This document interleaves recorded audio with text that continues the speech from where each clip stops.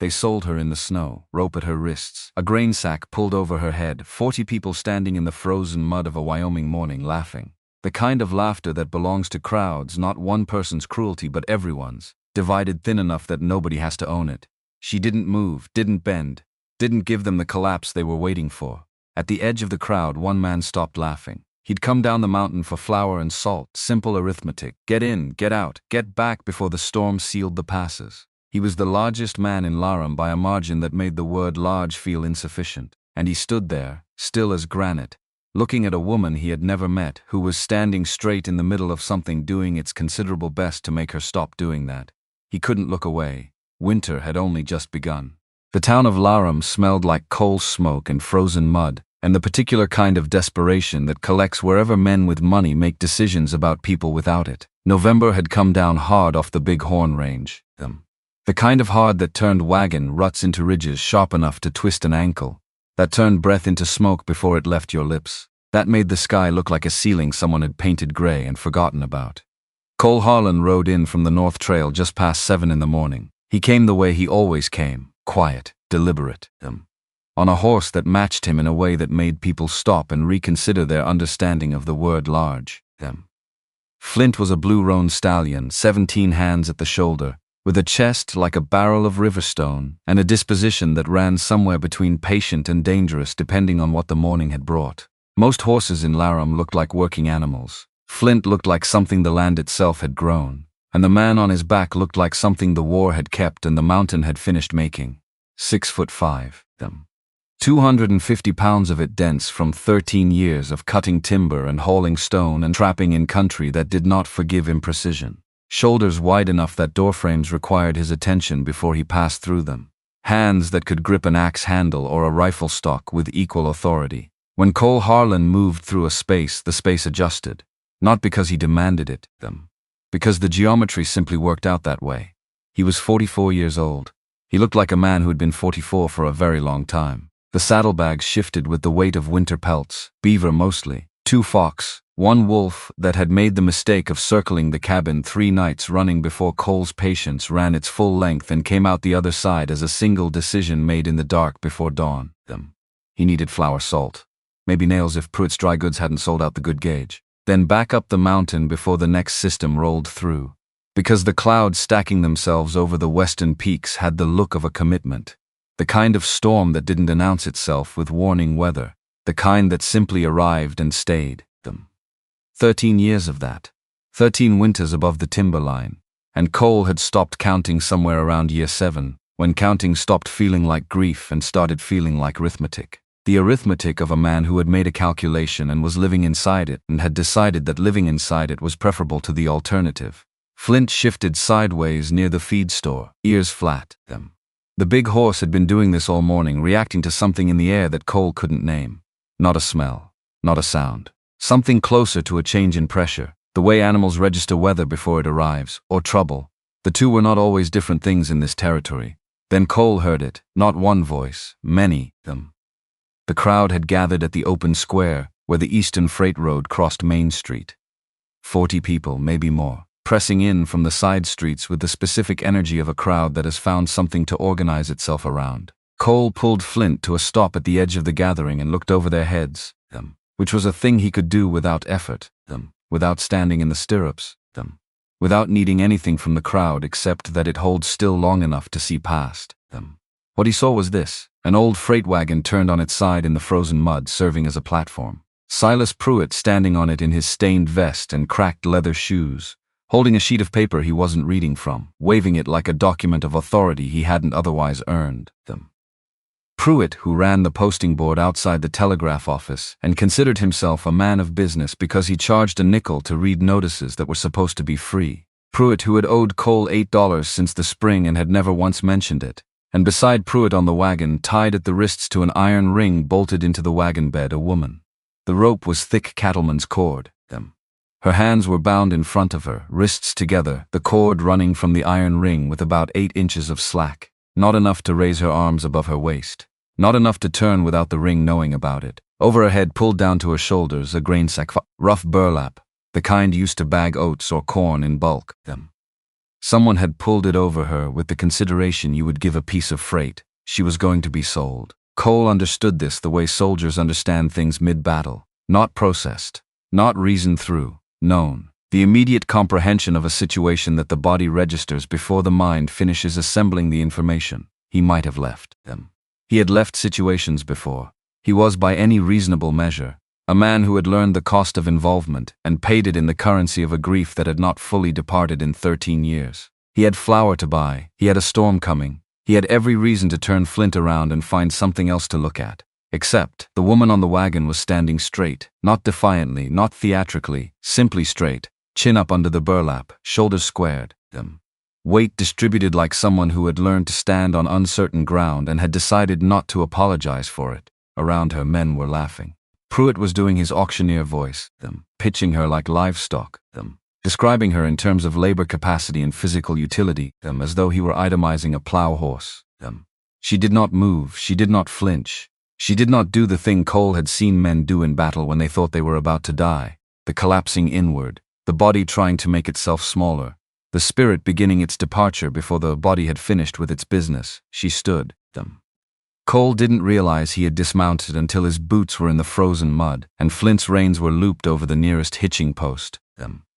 He didn't realize he was moving through the crowd until he was on the other side of it, standing in the open space in front of the wagon, where the air smelled like wood smoke and the cold reality of a November morning. The crowd around him shifted, not away, sideways, the adjustment of people who register a change in the room's largest variable and need a moment to recalibrate. Pruitt saw him. His pitch voice faltered for half a second. Cole Harlan. Not a greeting, an assessment. Cole looked at the woman on the wagon. He looked at the rope. He looked at the iron ring. Bids are at 7. Pruitt recovered quickly, the professional instinct of a man whose income depends on momentum. Started at 5. There's a gentleman who needs someone to scrub floors who's offered 7.5. 20. Cole said it the way he'd called range during the war. Clean, no wasted syllable. The crowd went quiet. 40 people holding their breath produces a specific kind of density in the air, loaded with redirected energy. Pruitt's eyes had the look of a man rapidly recalculating. $20, Harlan. You haven't even seen her. 30. Not because anyone had countered. Because Cole had decided that deliberation was finished. I'm buying her work contract. He looked at Pruitt and felt something clear move through his chest. Final. The silence stretched. No one topped it. Cole had spent most of his adult life in situations where the question was whether anyone would push back, and he had learned to read the moment when the answer was no. Pruitt grinned the way men grin when they've made unexpected money at someone else's expense. He caught the leather pouch Cole tossed onto the wagon, and the coins inside hit the wood with the sound of $30 in silver. Cole climbed onto the wagon without asking permission. The wagon groaned under his weight and settled. He was aware of his own size in this moment in a way he was not always aware of it. The woman at the iron ring was not tall. He eclipsed her completely from the crowd's view when he stepped between her and the watching faces. He untied the rope from the iron ring. Her wrists were red underneath the cord where it had been too tight for too long. He loosened it but did not remove it entirely. Not here. Not with 40 people watching and his own intentions still too unformed to present to witnesses. He stepped down from the wagon. She stepped down beside him, both boots hitting the frozen mud at the same moment, and the crowd parted because it had no other reasonable option. They walked out of the square under a sky the color of pewter, and nobody tried to stop them and nobody followed, and the crowd went back to whatever the next thing was, the way crowds do once the entertainment has moved elsewhere. Cole did not look back. The trail north toward the Bighorn Range climbed steadily through lodgepole pine and bare-branched aspen, the ground firming from mud to packed dirt to the first serious snow accumulation at about 4,000 feet. Cole rode Flint, the woman rode Dust, the bay mare he kept for supply runs, getting on in years but with opinions about terrain he had learned to respect. Dust had opinions about most things. The woman handled the mare without instruction, shifted her weight on the steepest switchbacks with the muscle memory of someone who had ridden regularly and recently. Not someone raised behind a plow.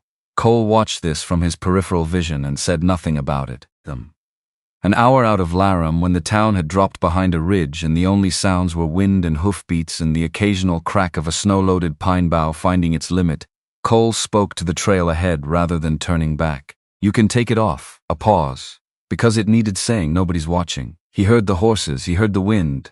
He heard her breathing, steady in the way that takes conscious effort to maintain. She didn't answer. About 30 seconds later came a small sound. The rasp of burlap against her collar. When Cole glanced back, she had lifted the sack just far enough to see the trail ahead. Not to breathe better. Not to look at the sky. Just enough to navigate. The rest of her face remained covered, and the precision of the gesture stayed with Cole for the remaining 3 hours of the climb. She had not trusted his offer enough to take it fully. She had taken exactly what the present moment required and nothing more. He turned back to the trail and didn't raise the subject again. By the time the cabin appeared through the pines, the light had gone flat and gray, and the temperature had dropped another 15 degrees. The structure sat against the north face of a granite shelf, sheltered from the worst of the western wind, close enough to a frozen creek that in spring you could hear the water from the porch. Cole had built it in 1873 with materials he'd hauled up in 3 separate loads and labor from a crow trapper named Henry, who had taken payment in 2 good rifles and never returned them, which was the nature of most arrangements Cole had made north of the timberline. The logs were hand-hewn, the chinking was solid, the roof pitched steep enough to shed the heaviest snow load. It was not a beautiful building. It was a building that worked. He had decided long ago this was the more important quality. He dismounted, tied both horses to the post beside the door, and helped her down without asking whether she needed it. She didn't lean into his hands, but she didn't pull away either. Whatever category she had placed him in was not yet settled. He understood that. Inside, the banked coals in the stone hearth were still alive, and the cabin came to warmth within 10 minutes of Cole feeding the fire. Gear along one wall, pelts along the other. The sleeping loft accessed by a ladder on the north side. A table, a shelf of books and tools. And the occasional object Cole had kept for reasons that didn't fully survive examination. Everything arranged by one person according to one person's logic. And standing there watching her take it in, Cole became briefly aware of how completely solitary that logic was. The awareness arrived and departed before he could do anything with it. She stood in the center of the room. The grain sack in firelight rather than the flat gray of an auction block was the kind used to bag feed in bulk. Someone had pulled it over her head with the assumption that whatever was underneath was irrelevant to the transaction. Cole stood with his back against the door. 13 years of managing the distance between himself and things he couldn't control. And this, all of this, was about as far outside that management as anything he'd encountered since the last time men had been shooting at him. Take it off. He heard how that landed in the silence. I won't send you back. She didn't move for a moment that stretched long enough to hear the fire settle, and one of the horses shift outside, and the wind pick up through the pine crowns on the ridge above them. Then her hands came up. The way you move when you've been bracing for something and you've decided to stop bracing and simply do the thing. She pulled the grain sack up and over her head. Cole had been preparing himself for whatever the truth under the burlap turned out to be, because he had learned in the war and in the long years after it that how you receive news is often more important than the news itself. He was prepared. He was not, as it happened, prepared. She had sharp bones in her face, the kind of structure that catches light from 2 directions at once. Pale skin in the way of someone who had spent recent months indoors against their nature. Dark reddish-brown hair that had been braided once and was now mostly not, falling loose to her shoulders. Her left eye was clear green, the green of shallow creek water in summer when the light hits it from the right angle. Her right eye was dark gray, not blue-gray, not hazel, a settled mineral gray like granite seen through cloud cover. 2 colors, same face.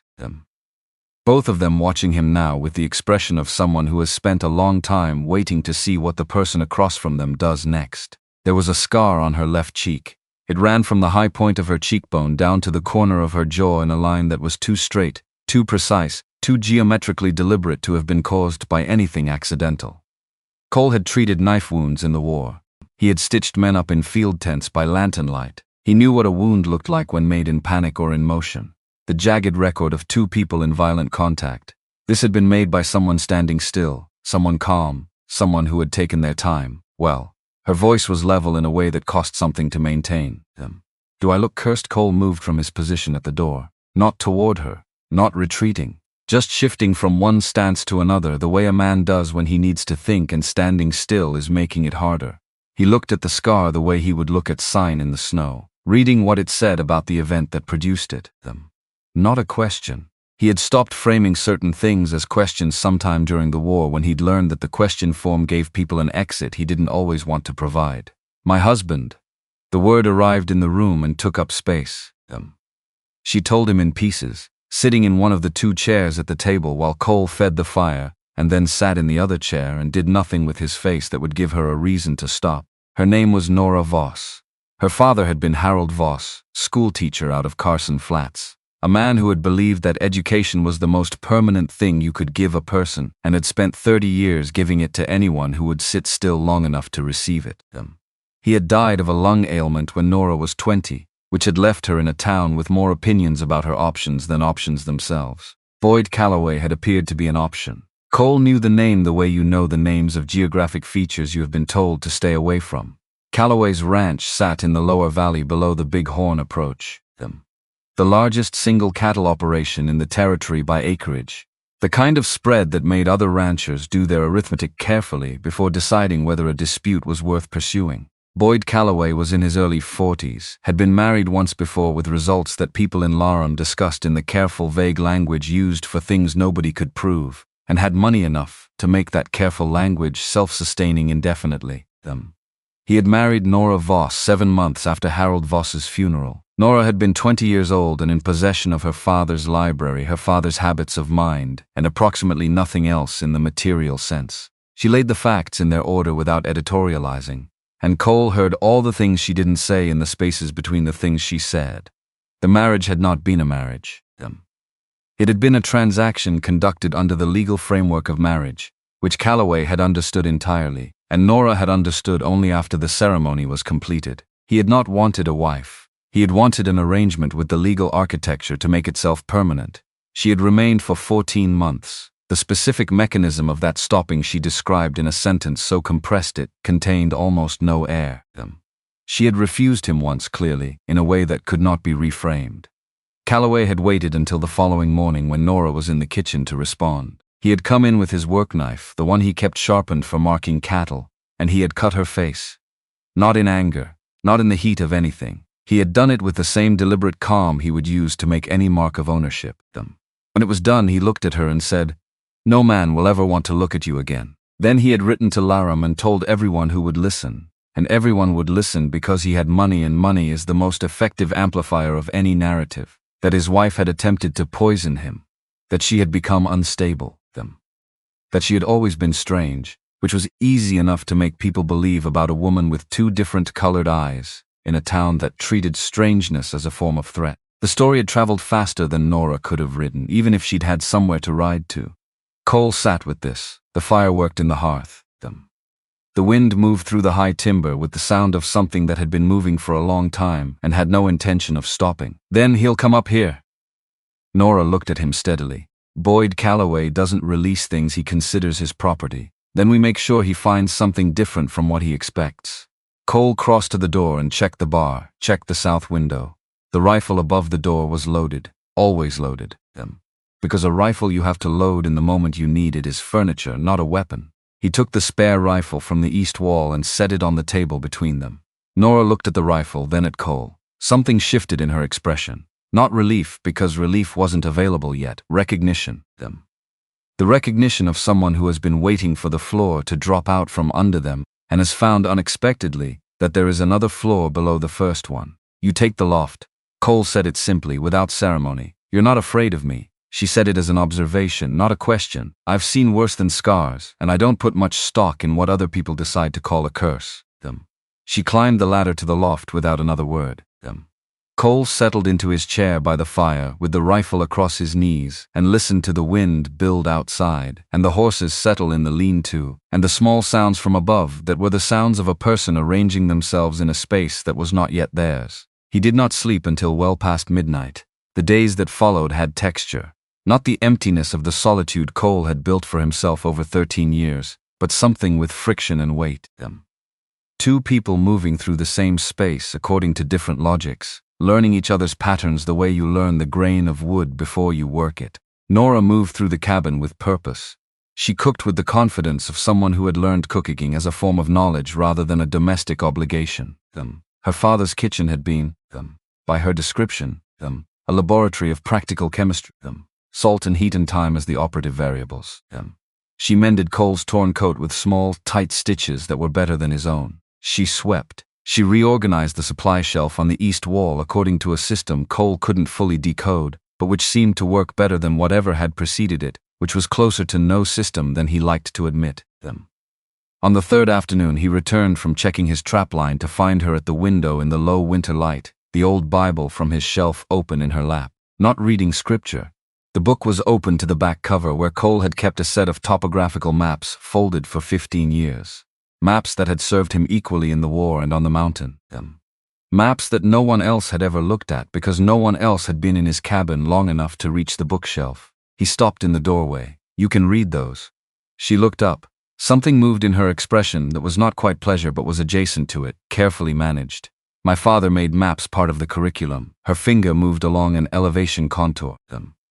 He said knowing where you stand in relation to everything around you was the most practical form of literacy there is. A pause. He was right about most things. Cole sat down across from her. The fire was low and he should have built it up, but he didn't move to do it yet. He looked at her looking at the maps. "How long were you with him?" "Until I was 20. Pause that fit precisely between two facts. Long enough to learn what a house is supposed to feel like.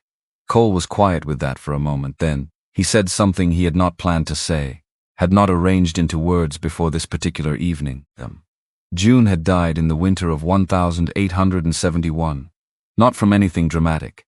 A fever that climbed too fast in a location too far from any doctor who could have done something about it in time. She had been 28 years old. She had been, in Cole's experience and estimation, the person most equipped to navigate the world of anyone he had ever encountered, which made the randomness of her death a kind that doesn't have a clean name. He had ridden 14 miles across frozen ground for the doctor. He had arrived back 5 hours later to find that 5 hours had been too long. He had done everything he could find to do, and she had died anyway. And the gap between what he was capable of and what that situation required had been so large that he had never found the bottom of it from the edge. He told Nora the short version, which was honest if compressed.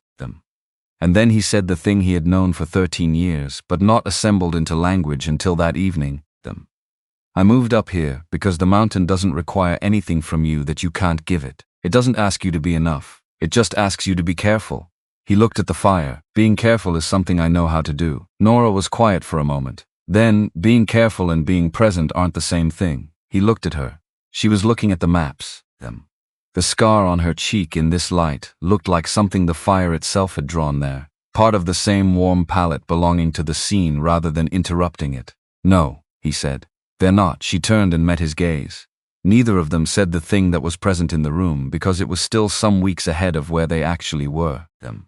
And they were both people who understood the difference between where you are and where the current is carrying you.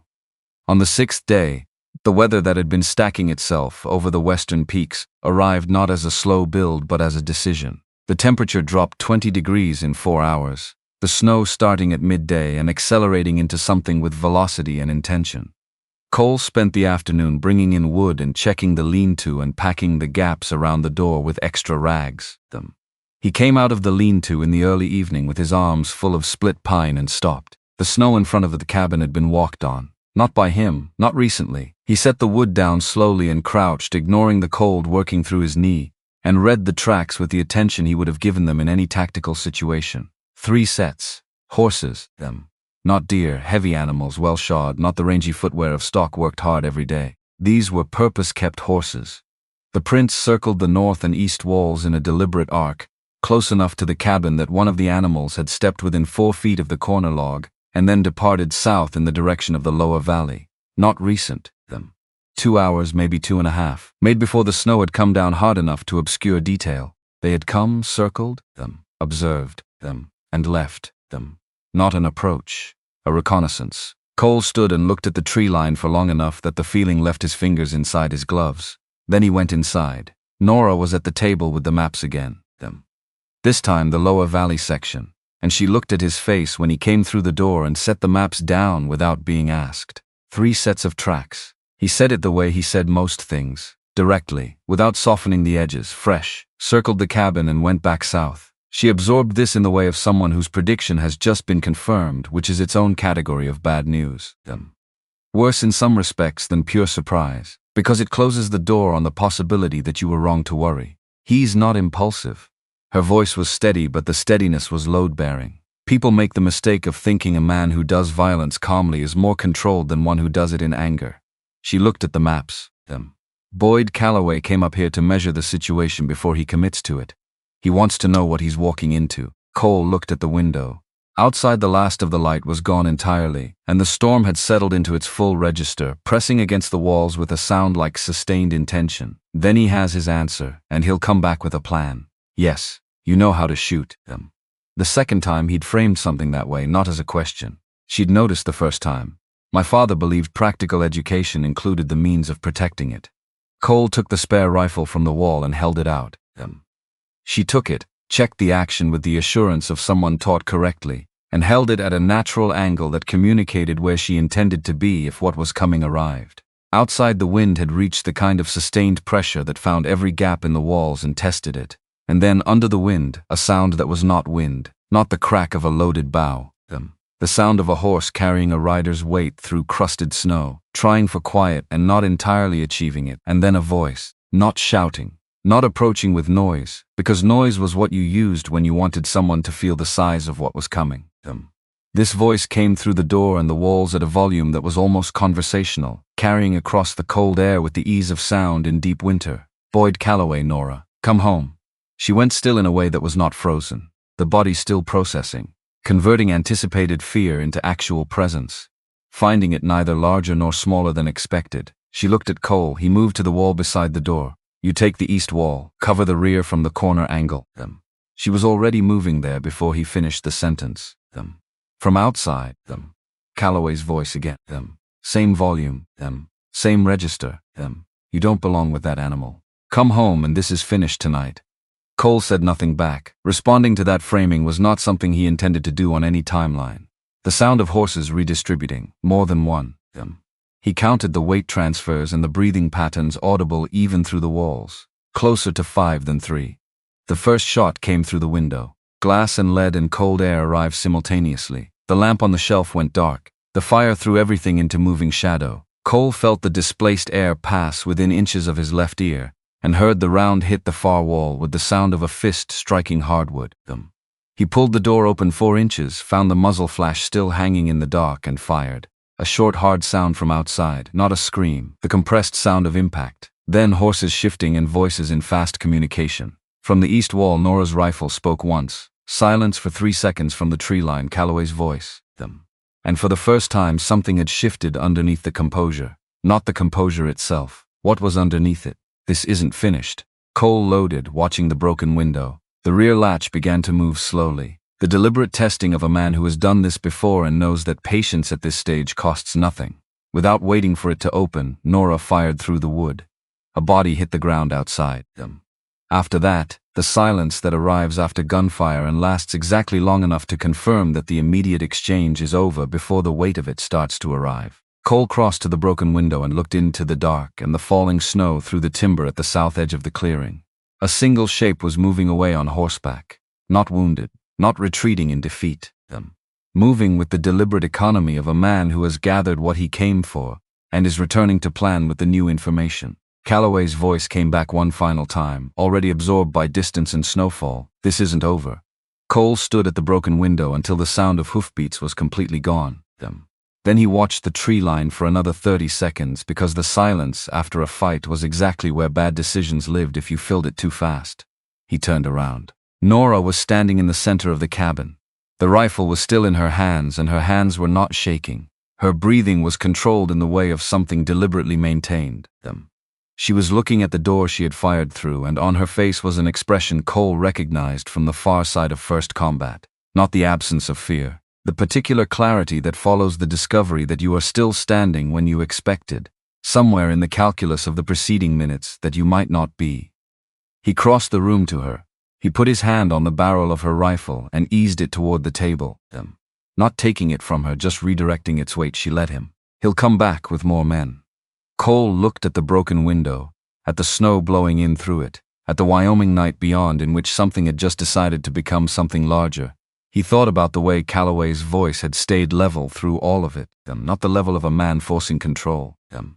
the level of a man who had never needed to force it, who moved through violence the way he moved through any other business transaction, with the patience of someone who considered the outcome already determined and was simply working the necessary steps. Then when he does, he'll find we've had time to prepare.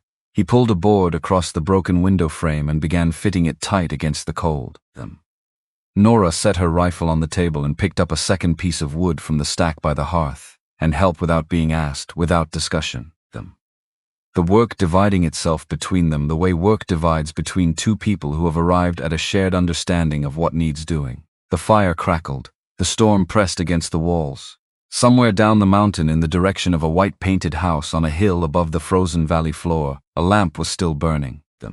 And in the cabin on the granite shelf, two people who had not known each other 6 days ago stood shoulder to shoulder in the dark and fixed what could be fixed and left the rest for morning, which was, Cole had learned over 44 years of living, the most honest approach to most things. You fix what you can fix tonight, you leave the rest for morning, and you do not spend the hours between pretending that the morning won't come with its own requirements.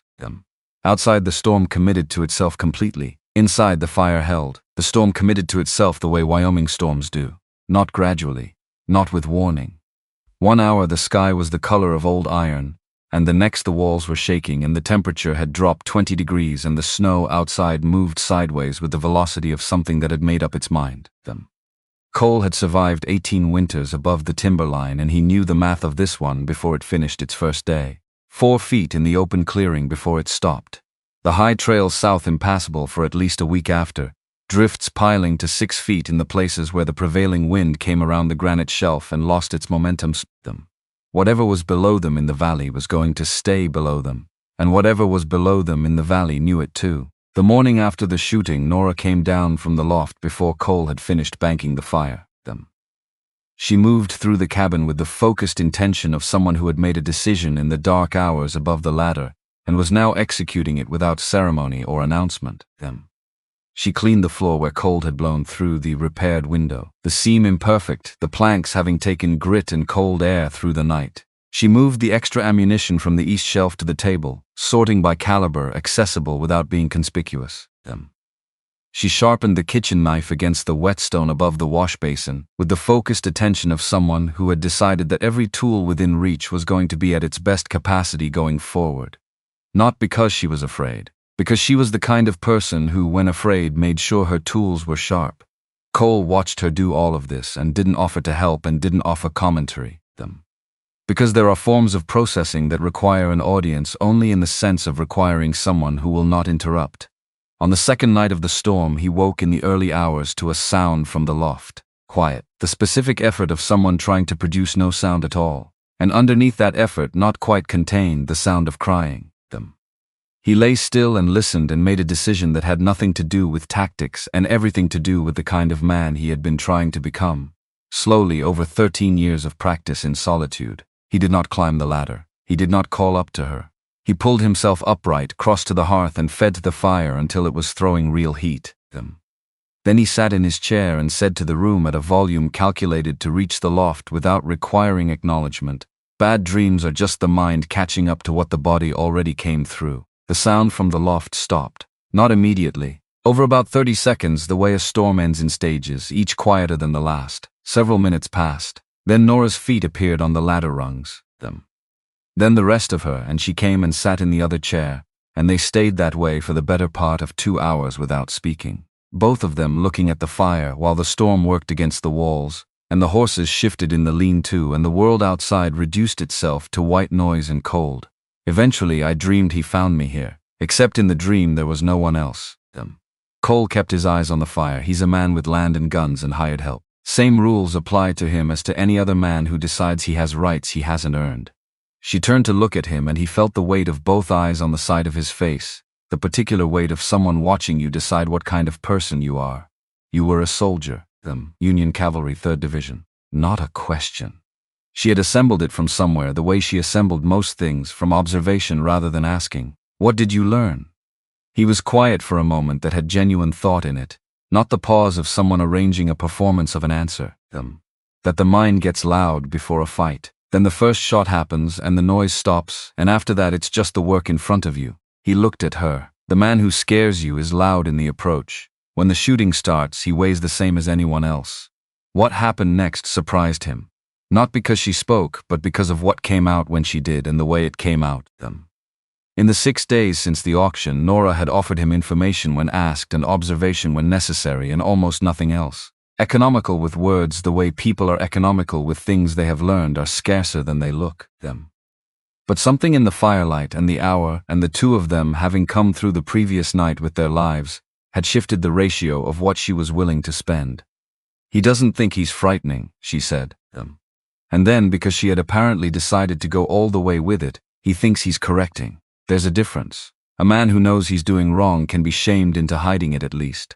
Boyd Calloway has a whole architecture in his mind that makes what he does feel like order being restored. A beat of silence with genuine weight in it.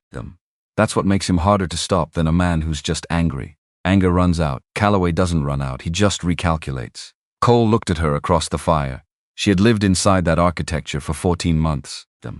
She knew its load-bearing walls and its weak points and the exact location of every door better than anyone outside it could. What she had just offered him was not an observation. It was a map. Then we don't argue with the architecture, he said. We remove it. Nora looked back at the fire and something in her posture shifted. Not relaxation exactly. The release of a tension that had been load-bearing for a long time and had just been told, for the first time, that it was allowed to rest. She didn't say anything more about Calloway that night. Neither of them returned to the loft after that. They sat until the eastern sky differentiated itself from the darkness. And then Nora made coffee from the tin she had found at the back of the supply cabinet. Real coffee, not the chicory substitute Cole had been rationing since September. They drank it in the gray morning light while the storm continued outside with undiminished commitment. And Cole thought about maps and architecture, and the specific kind of knowledge that only comes from having lived inside a place. The fourth morning arrived with a clarity that follows major weather, hard blue sky. The pine trees had shed their snow loads in the night and stood dark and definite against the white. Cole went out early, before the light had fully committed to the day, and found the tracks at the north corner of the cabin. 5 horses, not 3. 5 distinct sets of prints in the snow that had fallen after the worst of the storm. Meaning they had come during the storm itself. In darkness and weather. When a man would expect a cabin's occupants to be sealed inside and inattentive. The prints followed the same deliberate arc as before, close enough to the structure that one of the animals had placed a hoof within 4 feet of the corner log, and then departed south. Cole crouched in the snow and studied the depth and compression. 2 in the morning, maybe 2:30. They had ridden up through a blizzard to take measurements. He stood and looked south toward the valley he couldn't see from here. Stood there long enough that the feeling left his fingers inside his gloves, and he did not attend to it, then went back inside. Nora was at the table with the lower valley section of the maps open, her finger tracing the western edge of the Calloway Ranch perimeter. She looked up at his face when he came through the door and set the maps down without being asked. 5, he said. In the night, during the storm. She absorbed this the way she absorbed most things, not with visible reaction but with the quiet intake of someone adding a new fact to a calculation already in progress. She looked back at the map. He sent them during the blow so we'd have no warning and no clear tracks to find afterward. He didn't expect the snow to stop when it did.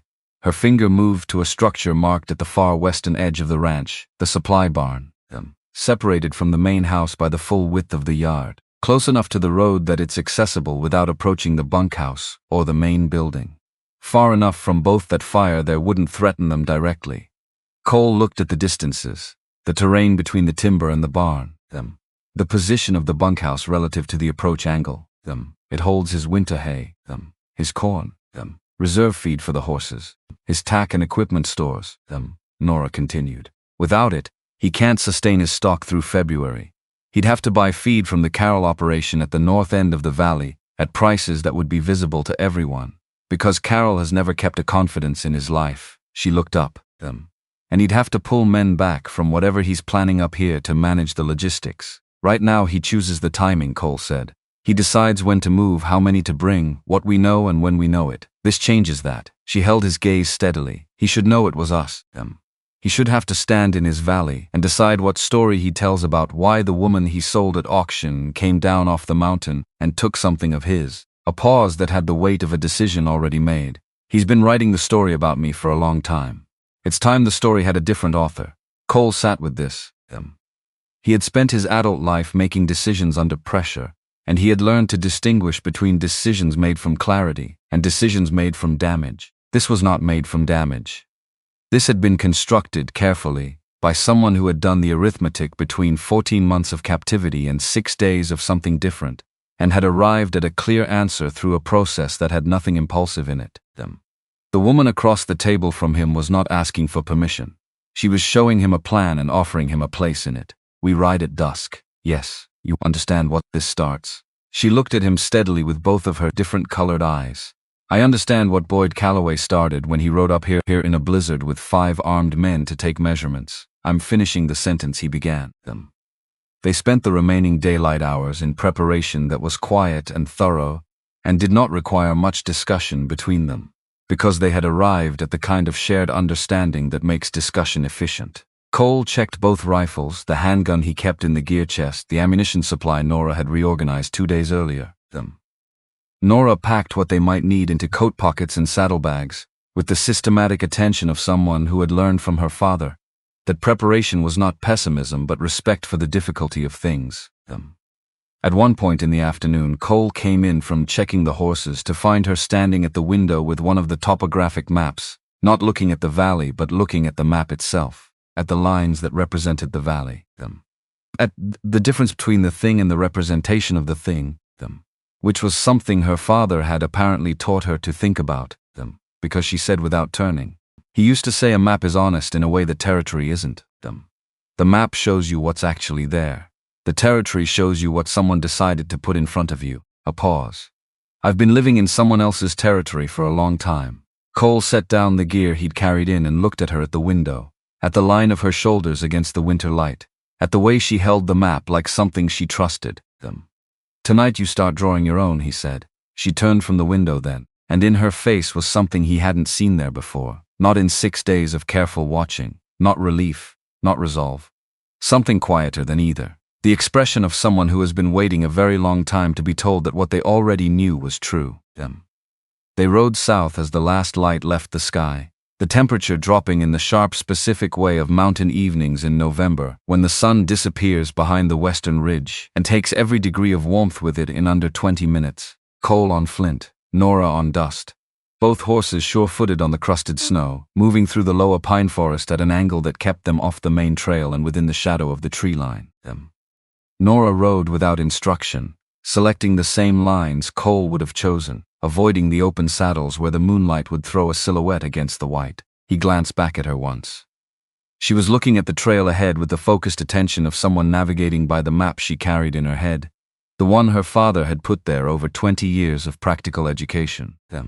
The scar on her cheek caught the moonlight and read differently here than it had in the cabin's firelight. In the cabin it had looked like something that belonged to the warmth, like it had grown there. Out here in the cold and the dark it looked like what it was. A deliberate mark. Evidence of a specific act committed by a specific person for a specific purpose. And the purpose had failed so completely that the woman wearing it was riding through the Wyoming night toward that person's property with a rifle across her back and a clear plan in her head. Cole turned back to the trail and carried the thought with him down the mountain. The valley opened below them as they came through the last stand of timber before the tree line broke onto the lower slopes. The Calloway Ranch spread across the frozen flat. Main house with 2 lit windows, the long dark shape of the bunkhouse to the east, and at the western edge separated from everything else by the width of the main yard, the supply barn. Dark, enormous, the repository of everything Boyd Calloway needed to carry his operation through the winter. They left the horses in the tree line with reins looped once around a pine branch, enough hold to prevent wandering, not enough to trap them if something went wrong. Cole checked the yard, no movement near the barn. The bunkhouse windows were lit, and the shadows behind them were the shadows of men keeping warm, not watching. The main house showed 1 lamp at the far window, ground floor. They moved through the snow with the economy of people trained by different teachers in different circumstances to move without waste. 20 yards from the barn, Cole stopped and listened. The settling sounds of stored materials, timber contracting in the cold. No sound that suggested a human presence inside. He nodded once. Inside the barn, the smell arrived before anything else. Dry hay and machine oil and the deep, dusty sweetness of stored grain. Bales stacked 12 feet high to the rafters. Barrels along the east wall. tack hanging in ordered rows. Everything Boyd Calloway needed assembled in one location by a man who had never had reason to consider that his storage might not be secure. Cole put his hand on Nora's arm, not to stop her. Just present weight given to the moment before it changed. No going back after this. She looked at him in the dark of the barn, both eyes holding whatever light was available, and said, I've been past no going back for longer than you know. She drew a small tin lantern from inside her coat, flint and steel. The spark caught on the third strike, and the small flame threw a circle of warmth entirely at odds with its purpose. She looked at the hay bales, at the flame, at Cole once more, and in her face was not cruelty and not recklessness, but the expression of someone who has decided that absorbing an injustice passively is itself a choice, and she was choosing differently. She tipped the lantern into the base of the nearest bale. The fire took slowly at first, exploring the possibility before committing, and then the commitment arrived. And Cole and Nora were already moving back through the barn door into the cold, walking at first, then their pace accelerating as the orange light began to show through the barn's gaps and cracks, and the smell of burning hay reached the open air. From the bunkhouse, nothing yet. From the main house, the lamp unchanged. They were at the tree line before the first shout went up. Then more shouting. Men pouring out of the bunkhouse with the lurching energy of people pulled from warmth into emergency. The sound of the fire was fully audible now, the deep consuming sound of something large giving itself over. And the light above the tree line where Cole and Nora stood with their horses painted the underside of the low clouds in copper and amber, and the particular red that has no peaceful associations. From the main house, a door opening, a figure on the porch. Cole watched from 200 yards in the dark as Boyd Calloway came out without his hat, coat half on, and stood and looked at his barn burning. He did not run toward it, did not shout, did not produce any of the reactions of a man caught by surprise. He stood still and looked with the expression of a man receiving new information and updating his model of the situation. Then he turned and looked toward the tree line. He could not have seen them. The distance was too great. The darkness between them complete. The fire behind him had taken whatever night vision he might have had. But he turned and looked at precisely the location where they stood, and Cole would think about this later, lying awake in the cabin with the fire low. Not that Calloway had looked, but that he had looked at the right place. Nora was watching too, he knows, yes, good. And her voice carried something that was not triumph, because triumph implies surprise. What was in her voice was older than surprise. The sound of a sentence being written by the person it was about. For the first time in a very long time they rode back up the mountain under the stars. For most of the climb they were silent. Near the upper timberline, where the trail leveled briefly before the final approach to the cabin, Nora let dust slow to a walk, and Cole let Flint match the pace without comment. The cold at this elevation had a clarifying quality, the kind of cold that removes everything non-essential and leaves only what is actually there. I hadn't laughed in almost 2 years. She said it simply, to the trail and the stars and the man riding beside her. Not since before my father died I'd forgotten it was something I did. Cole looked at her, then back at the trail. Well, a pause with genuine thought in it. You'll have occasion. She looked at him with an expression that was not quite a smile and not quite its absence. Something provisional and careful. Like the first green thing that comes up after a hard frost. Not sure yet whether the cold is finished. You sound very certain of that. I am, he said simply, and turned Flint back toward the upper trail. 2 days passed without movement from the valley. Clean cold days, the sky bright and indifferent. The snow on the open slopes throwing back so much light that the hours between 10 and 2 felt almost forgiving. Cole checked his trap lines. Nora continued her inventory of the supply situation. Identified that the salt supply was adequate through February and the coffee was not. A finding she delivered with the dry precision of someone who had decided that accuracy was more useful than comfort in all circumstances, including this one. On the evening of the second day, she asked him about the photographs on the shelf. Not directly. She asked about the house in the second photograph, a daguerreotype of a frame building Cole no longer owned. He told her about the place outside Sheridan he had bought in 1868 and sold in 1873 because owning land you cannot find a reason to stand on turns out to be a form of punishment rather than possession. Then Nora waited, and Cole understood what the waiting was for, because she had been patient with him in all things, and this was the last thing she was still waiting on. And he had been carrying it long enough that the carrying had become its own kind of weight. Not the compressed version. The actual shape of it. starting with the woman herself, because June had existed as a person before she existed as a loss. And Cole had spent 13 years reversing that order in his own memory, and was tired of it in a way he hadn't fully registered until this moment of deciding to stop. June, who was funny in the particular way of someone who sees everything clearly and decides not to be crushed by the clarity. June, who believed in the ranch the way you believe in something you are building from raw material, with the full investment of someone who understands that partial commitment produces nothing worth having. When he reached the winter of 71, he told it plainly. The fever, the ride across 14 miles of frozen ground in the dark, the return 5 hours later, the arithmetic of 5 hours.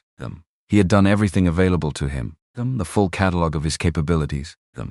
Everything 4 years of war had taught him and 3 years of building had added to them, and it had not been enough. And the distance between what he was capable of and what that situation required was the thing he had never found the bottom of, had never been able to close. And the 13 years on the mountain were, among other things, a sustained effort not to encounter that distance again, because the second encounter might finish what the first one started. Nora listened to all of it without filling the silences. When he finished, she said, "The man who came down the mountain for flour and walked up to an auction block instead. That wasn't a stranger being generous." He looked at her. "I know the difference between a man doing a kind thing and a man who physically cannot make himself look away." Both her eyes on his. "Steady. You were the second kind. You've been the second kind your whole life. That's not a wound, Cole. That's just who you are." He sat with that for a while. Outside, the Wyoming night was doing what it did, cold and clear and enormous. And the fire in the hearth was doing what it did. And for the first time in a long time, the silence in the cabin did not feel like the silence of one person. It felt like the silence of two people who have said enough for one evening and are comfortable with what remains unsaid. The attack came on the third night after the burning of the barn. 2 days of silence from the valley, and Cole had understood on the first day that the silence was not hesitation. Calloway did not hesitate, he recalculated. The 2 days had been him assembling his resources and selecting his approach and confirming his information, and what arrived on the third night was the product of all that assembly, organized, coordinated them. The work of a man who considered himself to be correcting a problem rather than escalating a conflict. It began with fire. A burning torch arced out of the dark and struck the lean-to roof while Cole was at the wood pile, and the dry overhang caught before he had crossed half the distance to the water barrel. He called for Nora while his hands were already moving toward the nearest bucket, and she was through the cabin door and reaching for the second bucket before the first rider came around the north corner of the clearing at a hard gallop. 7 of them, moving from 3 different angles with the coordination of men who had walked this terrain in daylight and knew where every shadow fell. And in the center of the clearing, not on horseback, standing on the ground with his coat open despite the cold, arms at his sides, was Boyd Calloway. The same posture he had held on his porch while his barn burned. The patience of a man who has calculated the outcome in advance and is merely observing its arrival. Nora. Same volume as through the broken window a week before. Not raised, not strained. Come home. This is already more than it needs to be. Nora was at the lean-to with the second bucket, and the fire on the overhang was losing ground when the first shot from the North Rider punched through the cabin wall. Cole returned fire without the gap between perception and action, the reflex of a man whose training had replaced deliberation under pressure so thoroughly that the deliberation no longer existed in those moments. The North Rider's horse screamed and bolted, removing one variable from the count. Cole caught Nora's arm and they went through the cabin door and he barred it, and the second shot came through the window. The third hit the door. The fourth hit the wall to the left of the fireplace, and Cole heard it pass through the log and come to rest somewhere in the interior with a sound like a hammer strike on green wood. Nora was loading with the speed of someone whose hands had been doing this long enough that the mechanism required nothing from the front of her mind. She moved to her corner, the angle that covered the rear door and the east window simultaneously, without discussion because she had identified that position on her first evening in the cabin and had been noting it ever since, not with fear, with the attention of someone who makes note of exits as a matter of habit. "They'll come through the front," she said, reading the situation, not asking about it, and the rear at the same time. The door came in on the second heavy blow. A man through it, large across the shoulders, moving fast, and Cole put him on the floor with the rifle stock before the man had oriented to the space. A second man behind him caught the doorframe, and the resulting confusion bought 3 seconds. From the rear, Nora's rifle spoke once. A sound outside that settled the question of the rear door permanently. Then a beat of silence from that direction that held. Cole looked through the broken front door into the yard, 2 riderless horses at the clearing's edge. One man holding his arm at an angle that explained the riderless horses, and Calloway standing exactly where he had been standing. The look on Calloway's face was something Cole had not expected. Not anger, not surprise exactly, something more precise. The expression of a man whose model of a situation has just been revised by incoming data he had not factored into the original calculation. He had planned around resistance. He had not planned around this specific shape of it. What Nora had become or what she had always been, and he had catastrophically underestimated. Calloway raised his rifle. Cole moved left. 2 shots in the span of a single breath. The burn of the second round crossed Cole's right hip. Not the stopping impact of a hit in a vital location, but the precise hot information of a wound that was real and would need accounting for. He staggered 1 step and stayed up. The mathematics of staying up were uncomplicated. The only category worse than this one was the other one, and he wasn't entering it tonight. Calloway's left shoulder had a new relationship with the situation.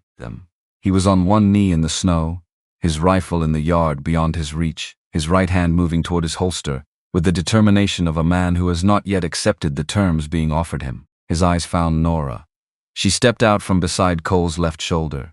She moved without hurry, the movement of someone who has arrived at a decision through a long process and is completing its final step. No performance in it, no theater. Just the last motion in a sequence that had begun 14 months ago in a kitchen in the lower valley. She lifted her rifle, and both of her eyes were level on Boyd Calloway, and he looked up at her from his knee, and something crossed his face that Cole had not expected to find there. Recognition. Not of Nora as he had always categorized her. Recognition of something that had not existed in his model of her, something his model had never had the architecture to contain. You put your mark on my face to make certain no man would ever want to look at me again. Her voice had the flatness of bedrock, of something that has been under pressure for a long time and has simply stopped moving. You were wrong about that. 1 breath, and you were wrong about something else. His hand still moved toward his holster. Slower now. What? I was never yours to mark. She fired. Boyd Calloway went down into the snow and stayed there. The remaining riders turned for the tree line without further communication between them or with Calloway, because there was nothing left to communicate about them. The sound of their departure diminished into the timber, and the cold absorbed it, and then there was only the wind and the creaks somewhere under the ice and the fire in the cabin burning through the open door. The clearing was quiet. Nora walked into the yard.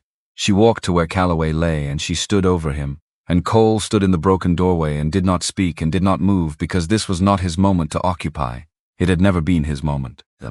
He had been a presence alongside someone else's most necessary reckoning, which is a different thing from being the cause of it, and he understood the difference the way he understood most important things, which was in his body before he understood it anywhere else. She stood there until the snow had accumulated on the shoulders of her coat, long enough for the sounds of the mountain night to return to their regular positions.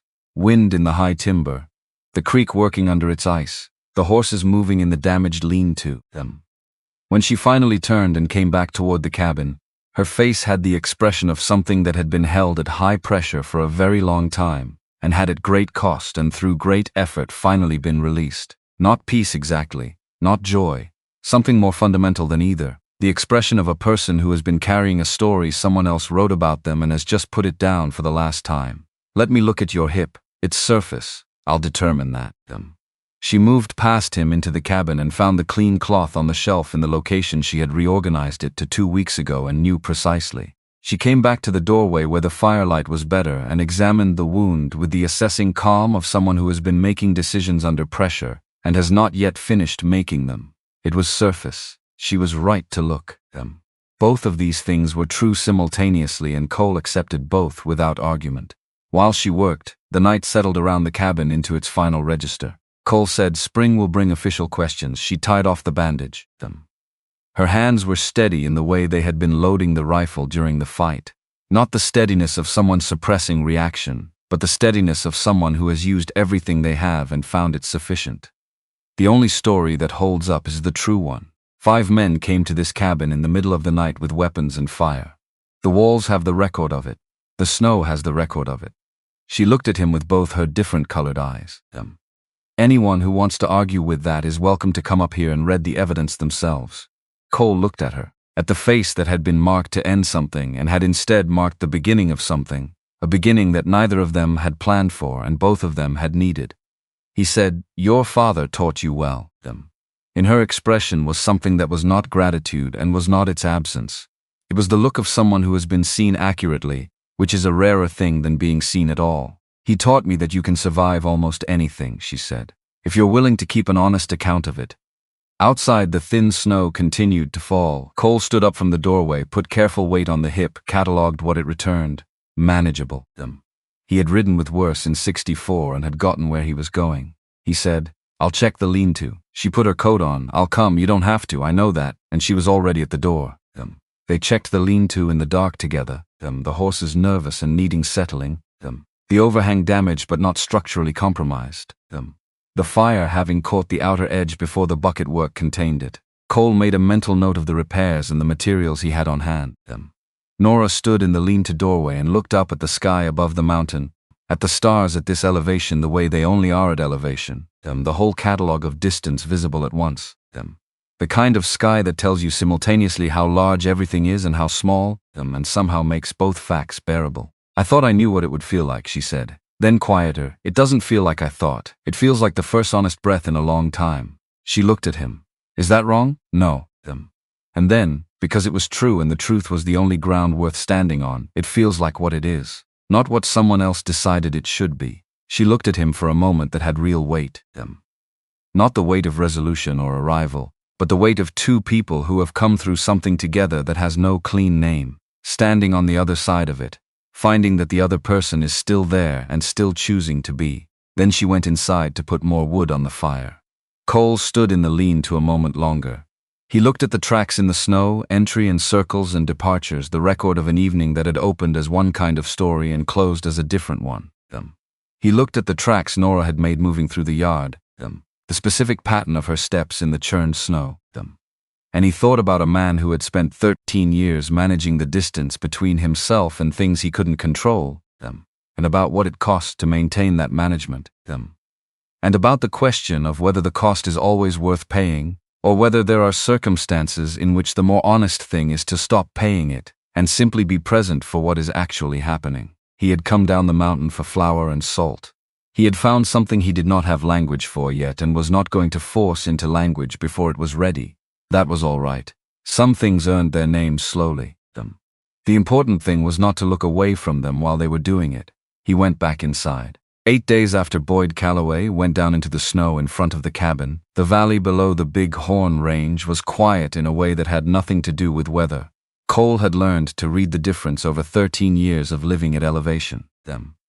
The quiet of a place conducting its regular business below the threshold of audibility, and the quiet of a place that has paused to see how something resolves before continuing. The valley had the second kind. He felt it the way Flint felt approaching weather. Without evidence he could arrange into a logical argument, but with the certainty of long familiarity with what a particular quality of stillness meant.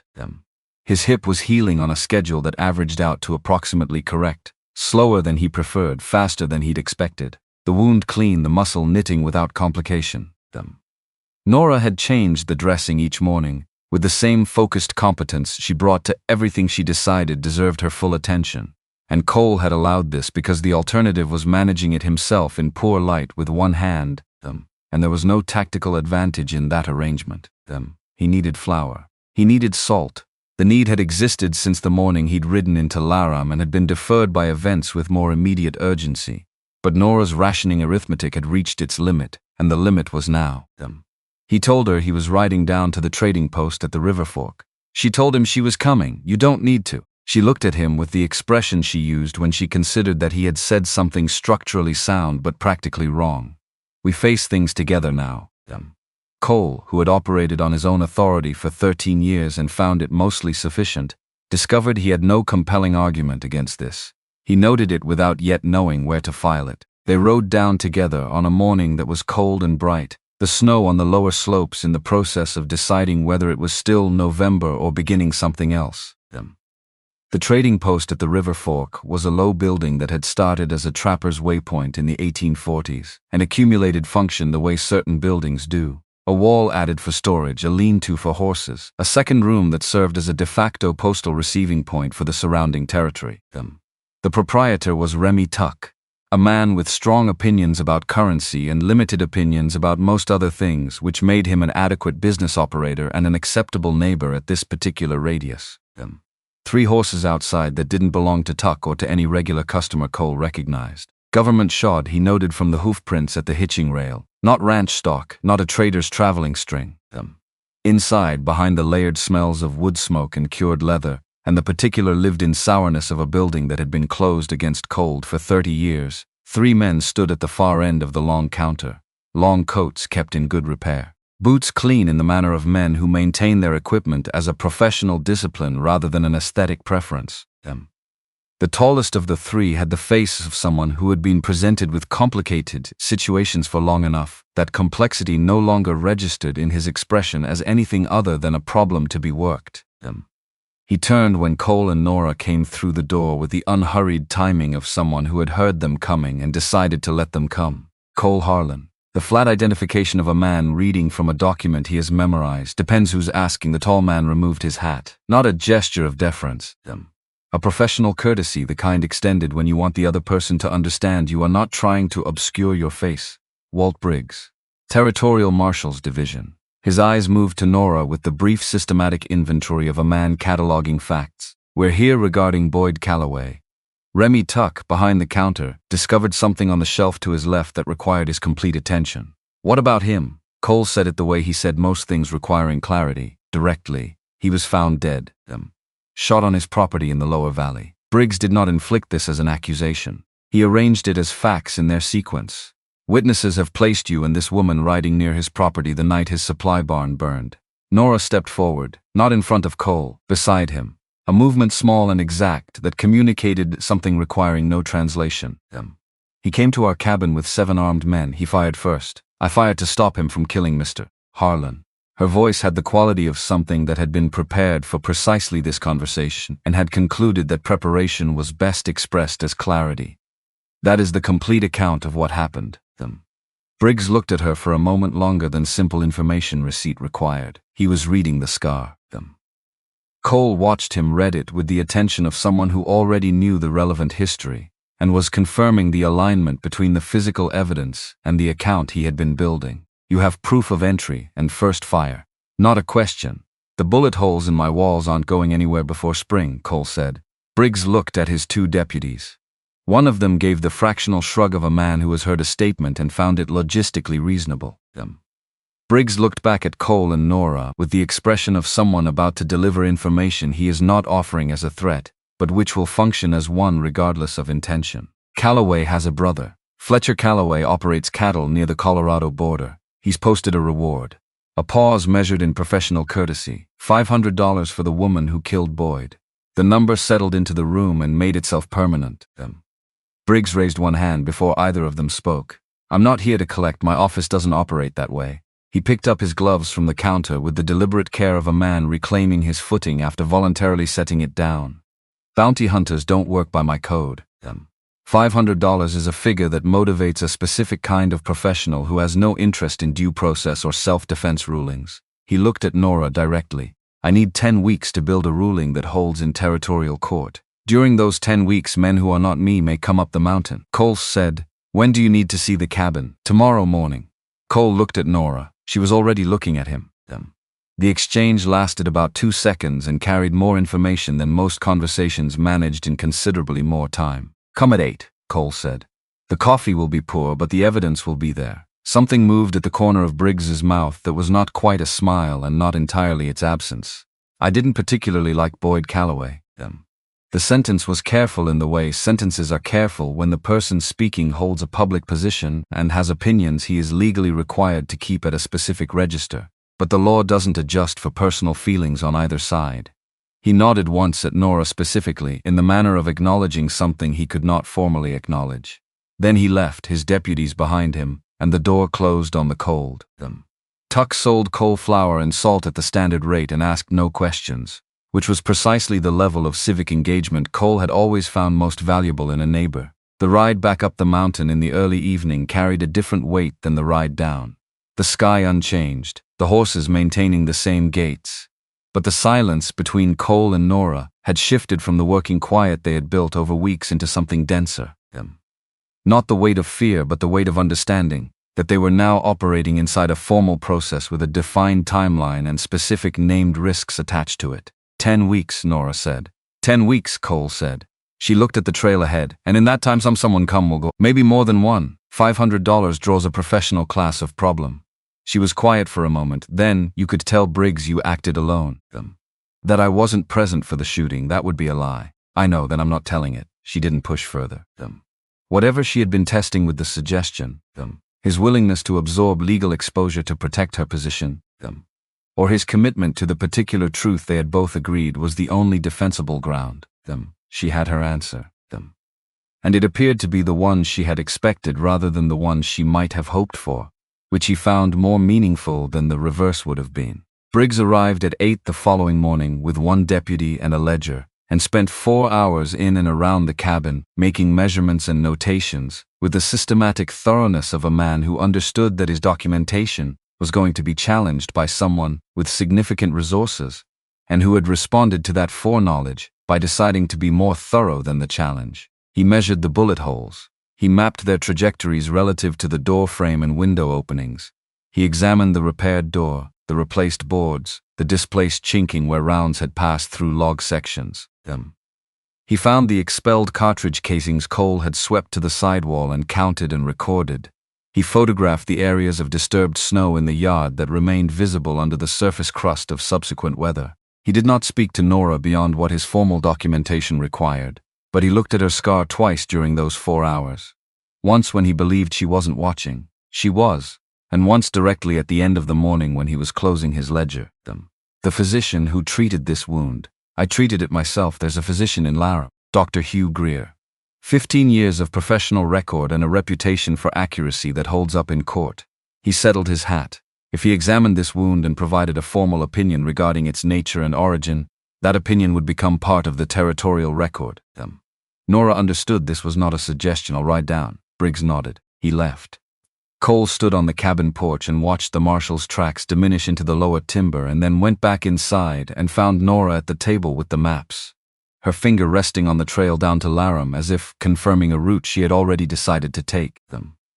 He's on the law's side. Right now, that's close enough to the same thing to matter. The weeks that followed had their own rhythm, different from the rhythm of early winter and different from anything that had preceded it in Cole's experience of this mountain. Nora made the trips down.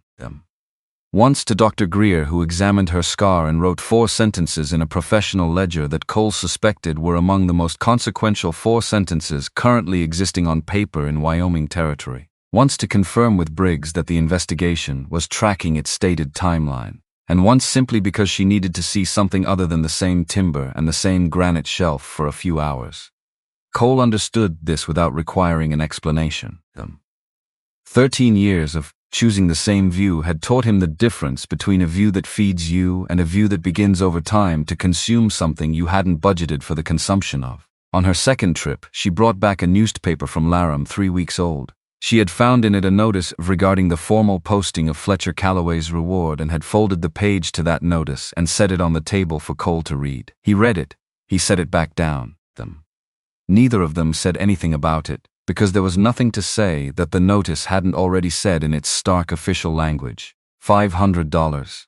Nora Voss, formerly Nora Calloway, wanted for questioning in connection with the death of Boyd Calloway of Laram County. Cole folded the notice back into the newspaper and put the newspaper in the fire. The attack from the bounty hunters came on a Tuesday afternoon in the 4th week, and it came without the warning that Calloway's approaches had carried. No circling tracks the night before, no voice from the dark. Just Cole checking the north trap line near the ridge saddle, and then 2 shots from positions he had not anticipated, which meant whoever had come had spent time watching the cabin's daily patterns before committing to the engagement. Professional, which was what $500 bought. He was behind a fallen pine log with a wound in his left thigh, not deep but bleeding with the enthusiasm of a muscle hit that had decided to make its objections known at volume. When he heard dust coming through the upper timber at a pace that the terrain at that elevation did not encourage, but that Nora had apparently decided was acceptable given the circumstances. She came through the last stand of lodgepole and read the situation in the time it took her to bring dust to a stop and drop the reins. Ground-tied, trained, staying put without being told to. She took in Cole's position behind the log, the two shooter locations across the clearing, the angle of incoming fire, and the blood darkening the snow around his left leg. All of this in approximately 3 seconds before she was moving. She went low and moved east through the brush at the clearing's edge, using the terrain the way someone uses it who has been reading topographic maps since childhood, and understands that the line on the paper corresponds to something real and navigable. The shooter behind the boulder was focused entirely on Cole. His partner behind the secondary position had a compromised right arm. Nora's work on the approach Cole hadn't witnessed, and was managing his rifle one-handed with the frustrated determination of a man who had not planned for this variable. The man behind the boulder stepped into the open.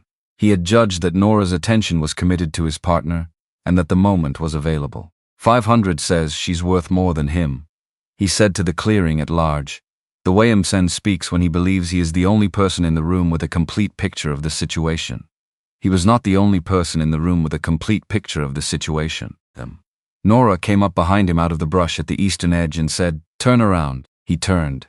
She put the rifle stock across his temple with the accuracy of someone who had calculated the required force and applied it without excess. He went down into the snow with the finality of a man who had made a significant miscalculation. The second hunter looked at his partner on the ground, looked at Nora, looked at his one functional arm, and made the arithmetic work in the only direction it could. He ran into the tree line, moving fast, the sound of him departing absorbed quickly by the timber. Nora crossed to Cole.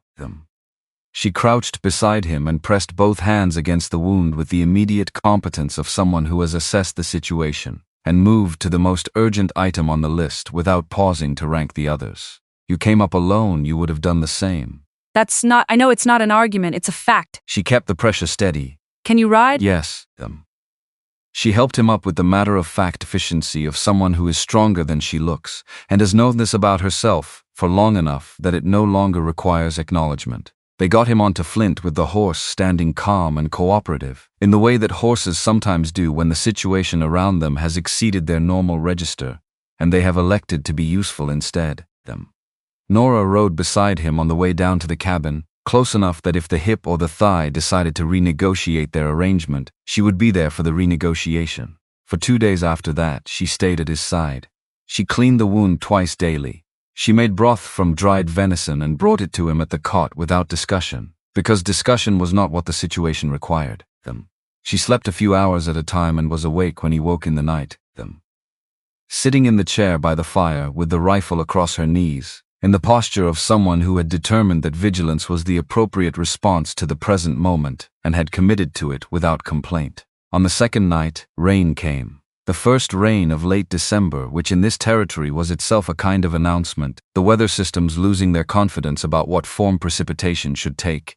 It tapped against the roof in a minor key. Cole lay on the cot and looked at the ceiling and listened to it, and then looked at Nora in the chair and said, "You could ride to Cheyenne. Get a lawyer to establish your legal standing as Calloway's widow. Take what's yours from the estate by legal right and start over somewhere east where nobody knows your name or your face." She looked at him.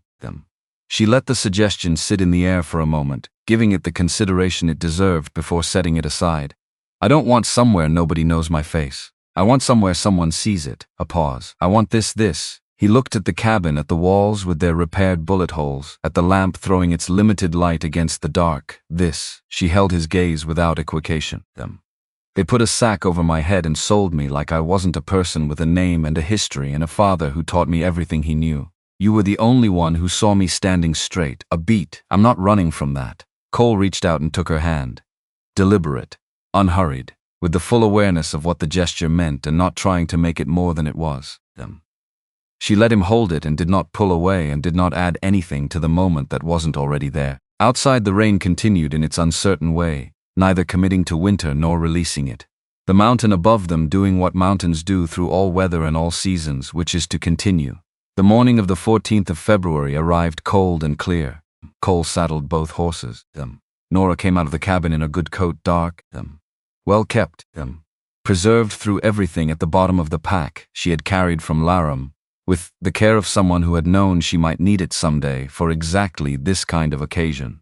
Her hair was arranged. The scar on her left cheek was exactly where it had always been, and she was making no adjustment for it whatsoever. They rode into Laram at 7. The main street was the same main street.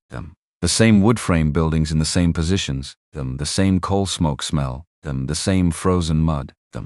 The specific unchanged geography of a place that had been the site of the worst morning of Nora Voss's recent life and was now going to be the site of something else. People on the boardwalk stopped and watched them pass. Not with hostility, not with welcome. With the suspended attention of a community that has been waiting to find out what it thinks about something. Nora rode without adjusting her pace or her posture or the direction of her gaze. She looked forward. Both eyes open and level, meeting the eyes of the people who looked at her with the steady composure of someone who has decided that what she is does not require negotiation with an audience regardless of the audience's size. Cole watched this from his peripheral vision and said nothing, because she had made every decision that mattered before they reached the edge of town.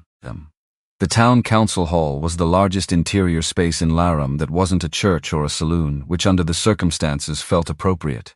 Long benches filled the main floor, a raised platform at the front with a table for the official party. Walt Briggs at the table, ledger open, the posture of a man who has done this enough times to have a specific posture for it. To his left, a man in a suit that had been purchased somewhere that took the construction of suits seriously. Leonard Cross, Fletcher Calloway's lawyer from the city, whose presence communicated the level of resources being deployed against Nora's account of events. To Cross's left, Fletcher Calloway himself, bigger than his brother had been, broader through the chest, with the look of a man who had traveled a long distance to express something he considered both righteous and overdue. The room was full, every bench occupied, standing room along the walls taken. Cole recognized faces. Remy Tuck from the trading post, 2 men he knew from years of supply exchanges. Silas Pruitt near the back with the particular expression of a man who has been hoping not to be referenced and is beginning to suspect the hope is unrealistic. And in the third row on the left side, the woman who had been standing near the front at the auction, the one who had turned away. She looked at Nora when Nora walked in, then she looked at the floor. Cross presented his case with the polished confidence of a man who had been hired for his ability to make an arrangement of selected facts sound like a complete account of events. 3 points developed with skill. Nora's documented history of instability as recorded in Boyd Calloway's own papers. The suspicious nature of a woman who had left a legal marriage to take up residence with an unrelated man.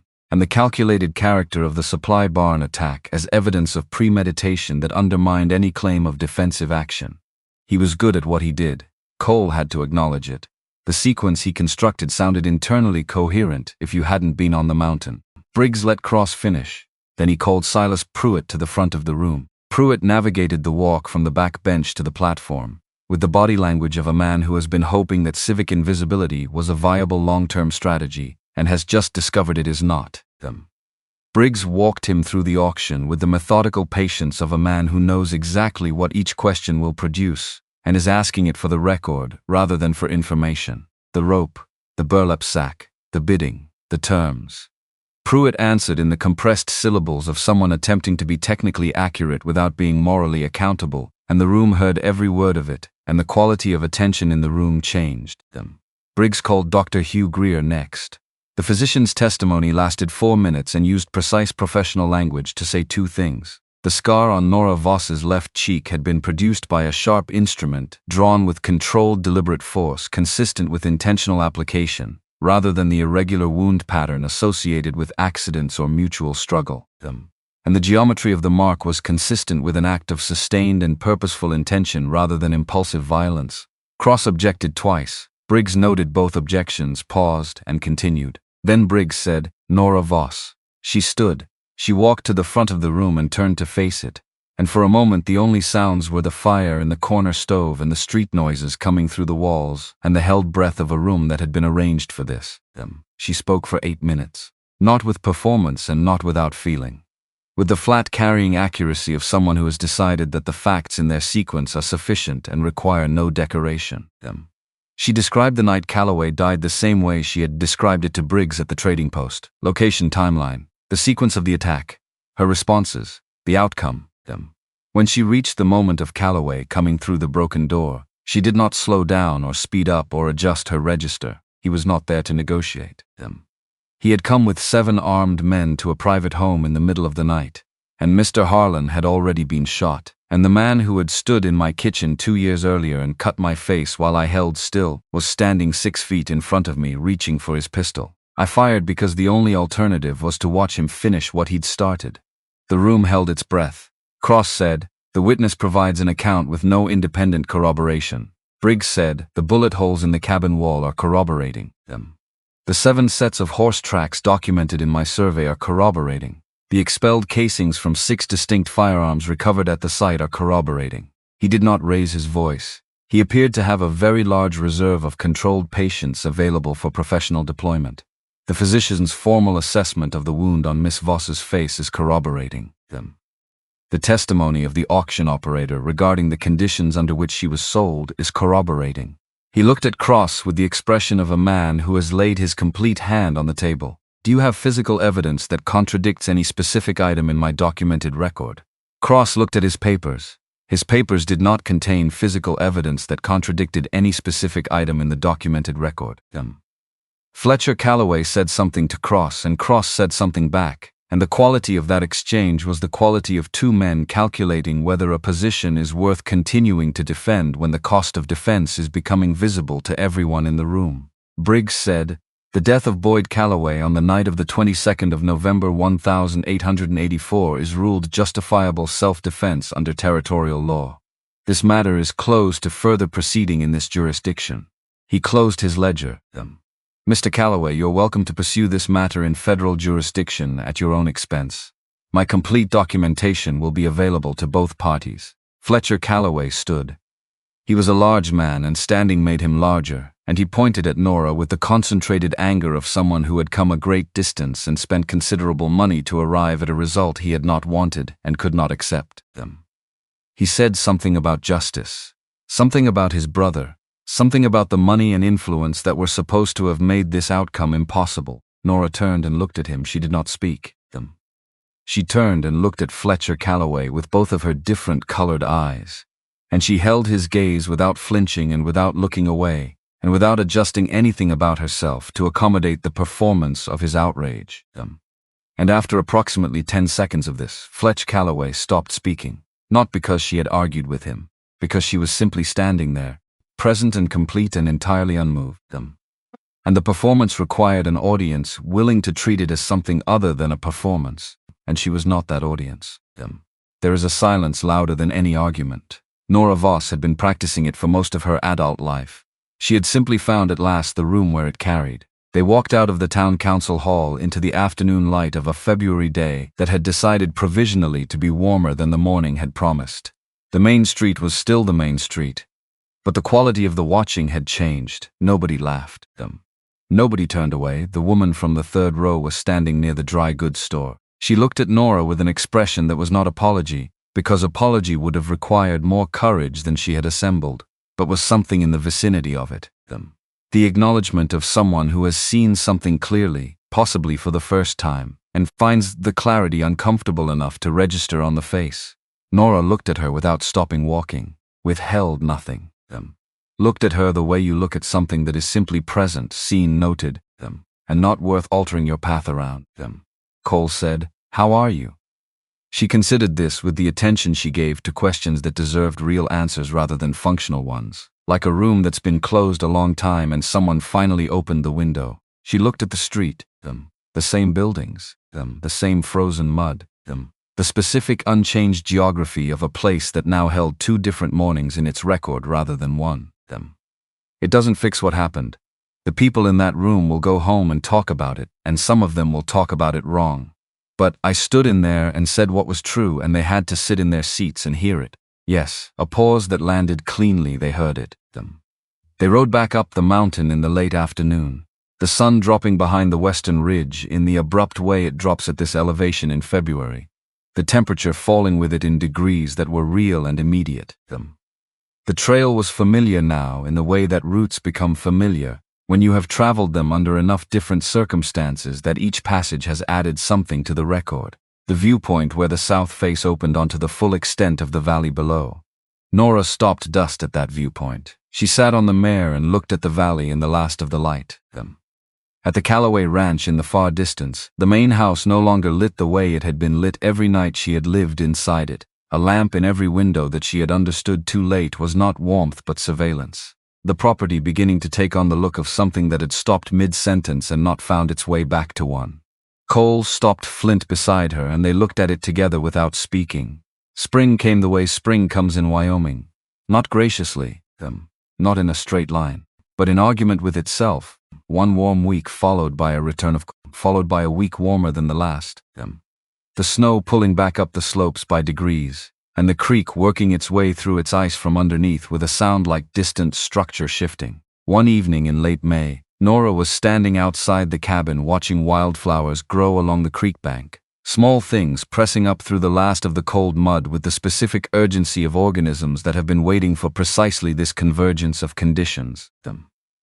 Cole came out and stood beside her, and they were quiet together for a moment in the way they had learned to be quiet together, which was different from the silence of one person, and different from the silence of two people who don't know what to say to each other. Do you regret it? He knew what she was asking without needing it specified. He looked at the mountains across the valley, at the Big Horn Range in the long evening light, at the place that had been his chosen solitude, and had become at some point in the past 6 months, something he no longer had adequate language for. I thought I was interrupting something. The creek ran clear over its stones below them. Turns out I was starting something. He looked at her. I don't regret what I started. She turned to look at him. In her face was the expression of someone who has been waiting for the room to be ready. You never asked me. Asked you what? To stay. Both eyes on his, steady. Through all of this, you've never actually asked me to stay. The evening held its position around them, the birds settling in the timber, the last of the daylight spreading gold across the high granite above the tree line. Cole turned to face her and took both of her hands in his, the hands of a man who had spent decades doing physical work and were at this moment being used with the care they were capable of when the moment required it. Her hands disappeared inside his the way the creek disappeared under the ice in winter, present but held. Nora Voss, will you stay? No courthouse, no paper if you'd rather not have paper. No preacher unless you want one. Just this mountain and that creek and whatever years are coming. She looked at his hands holding her hands. She looked at his face. She thought briefly about what she was comparing this to, and found that the comparison required almost no time, because the things being compared occupied such different categories that placing them side by side required a significant effort of imagination. On one side, a transaction completed before she had fully understood its terms, in a house in a valley. Under the authority of a man who had confused ownership with relationship for so long that he had lost the ability to see the difference. On the other side, this, a man on a mountain in the last of the May evening light, holding her hands like something worth holding, asking rather than telling, waiting for her answer rather than assuming it. Yes, no preacher, no paper, no witnesses except the pine trees and the running water and the early stars appearing above the eastern ridge, one by one in the order they have always appeared. Cole Harlan and Nora Voss stood in the last of the light, and made a promise that had the particular quality of things made freely, and therefore built to hold. The summer came in strong and generous. Cole built another room onto the north side of the cabin, extending the main structure with the same hand-hewn logs as the original, the same steep roof pitch, the same careful chinking. Designed the space on the back of one of the old topographic maps. A pencil sketch that was better than what Cole would have produced on his own, which he acknowledged without equivocation because it was simply accurate. The room was finished by August and smelled of new pine and wood shavings and the clean, resinous promise of recently worked timber. One morning in the last week of August, before Cole had come down from the loft, Nora was standing outside in the early light with her hand resting on her stomach. Not quite a gesture, not quite the absence of one. When he came out, she turned, and he read what was in her face before she said anything. The face of someone who has received information they were prepared for and still finds it larger than the preparation accounted for. He stood with it for a moment that had real dimensions. What was in his face, and Nora would think about this later in the privacy of her own thoughts on many subsequent occasions, was an expression she had no single word for. Not relief, though relief was present. Not happiness exactly, though that was present too. Something older than both. The expression of a man who has been carrying a specific weight for a very long time, and has just been told in terms he can trust that he is allowed to set it down. And in that moment Cole thought of June, not with the old familiar ache of loss but with something different. The understanding that carrying her memory forward into this moment was not a betrayal of either woman but the onlyest honest thing a person can do with the people they have loved, which is to let them be part of who you become. He put his hands on Nora's shoulders. She covered them with hers.